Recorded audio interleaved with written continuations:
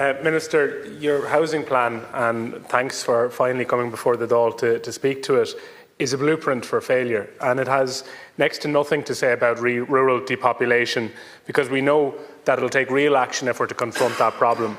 Communities across the state are being slowly hollowed out, and in some cases quite quickly hollowed out, because government has failed to deliver the homes, the services and the opportunities that young people need to stay rooted in their communities and their own places.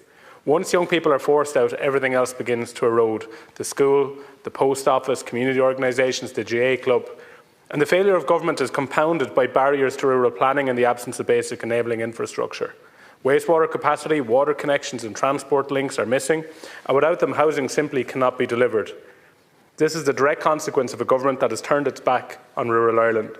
And this housing plan offers more gloss, more spin, nothing new and certainly no delivery. Fógan plánta híocht an rialtas an Gaeltacht lór. Seo an carhrú plán ó fiche trídeag agus fósta tailig óga á bhraithsáil amach sa bobal féin.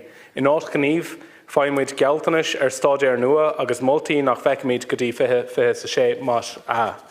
Tá an ggéirchéim ann anis, agus tá sé ann le blianta ara.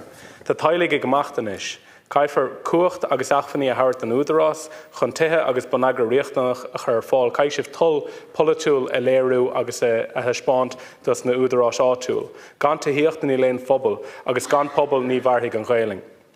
The housing crisis in Waterford is now undermining the very future of towns, villages and indeed the city.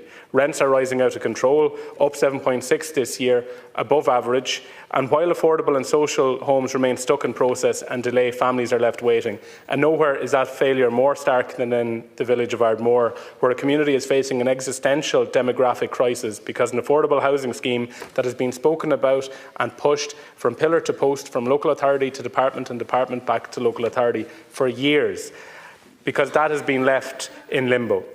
Young people have been driven out and are being driven out still. The demographic core is thinning and the village risks losing the very people who sustain its services, its school and its very identity, Minister.